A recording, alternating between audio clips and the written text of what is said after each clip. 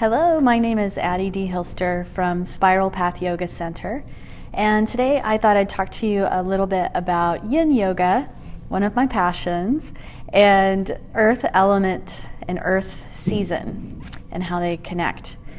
One of the things that I really adore about Yin Yoga is that it has this great connection to nature. I also really love being out in the natural environment. I kind of grew up outside and in the forest, and I miss that a little bit living in Los Angeles, as you can imagine. So in my practice, I like to try to fold in parts of nature and the connection with the cycles of the seasons as much as I can, because it helps me remember what it was like to live someplace that had weather other than sunny Los Angeles.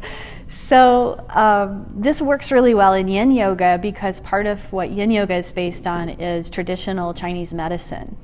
And as you may know, traditional Chinese medicine mapped out their conceptualization of the energy body through these long meridian lines that run through the body through which qi travels. And each of these meridian lines is connected to different elements, or at least the main organ meridians that we work with in Yin Yoga. They're connected to elements of nature like water, fire, earth, and so on. And each of those elements is also connected with a season. And the theory behind Yin Yoga is that when we're stretching or stimulating along one of those meridian lines, it's like a form of self-acupressure. So there are not just our typical 4 seasons in this theory of Chinese medicine. You know, we have winter, spring, summer, and fall, but in that system there's also the acknowledgement of a 5th season that comes in between the end of summer and the beginning of fall. It's a transitional time. It's a shorter season. Correlates somewhat to what we might think of as the harvest time. So it's late summer, early fall. And this is connected with the earth element. So you can think of it as the 5th element, if you like. This earth quality represents hardness and structure and solidity. You can see that reflected in the earth itself in geology and the structured form of rock, mountain, those types of features. And in the body, we have that as one of the elements that constitutes our form. We have structure of bones and skeleton. We have the minerality, hardness quality in the body, our teeth, our nails. So you can contemplate that. And in fact, in the Buddhist tradition, there's traditional meditation practices on the elements. And when you contemplate earth element, you do feel into that solidity and stability and hardness quality of the body. So that's one of the ways in my practice that I would invoke this earth element season, is through doing a meditation that contemplates that quality of structure and firmness and support internally. And also, I like to invoke it through doing walking meditation and standing meditation, because when you're upright, you can really feel your bone structure and the firmness of that giving you support through gravity. And in the Yin Yoga practice, I like to think of the props that we use also as an expression of earth element, because they give a sense of form and stability and structure to the poses that we can then soften and relax into, so we can let go around that structure.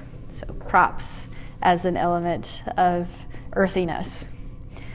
And so lastly, this harvest season, as I like to call it, earth element, it relates to the qualities of contentment and abundance and starting to collect what we've grown and what we've been working toward in other seasons. So it can be a time of slowing down and getting grounded. And in the Yin practice itself, we can do that just simply by doing that kind of practice where it's a little bit more passive and it's a little bit softer. It's a little bit less about doing the yoga, more like letting the yoga do you for a while.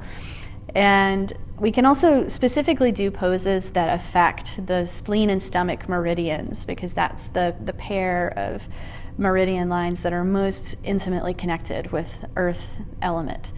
And we can get to those lines in the body fairly easily through stretching the front of the thigh, the quadriceps and hip flexor area. That's a passageway of the stomach meridian line, and also up through the center of the torso. So if we're doing back bends over a bolster, we're doing stretches for the quadricep, that would be stimulating these meridian lines and the theory behind Yin Yoga. And also the inside seam of the leg is a passageway of lots of lower body meridian lines, including the spleen meridian line, which would be one way of connecting with this quality of earth element and earth chi.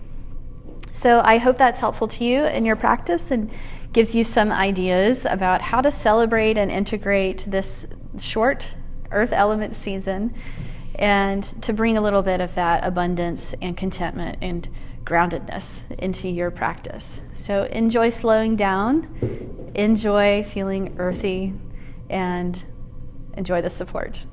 Thank you. Namaste.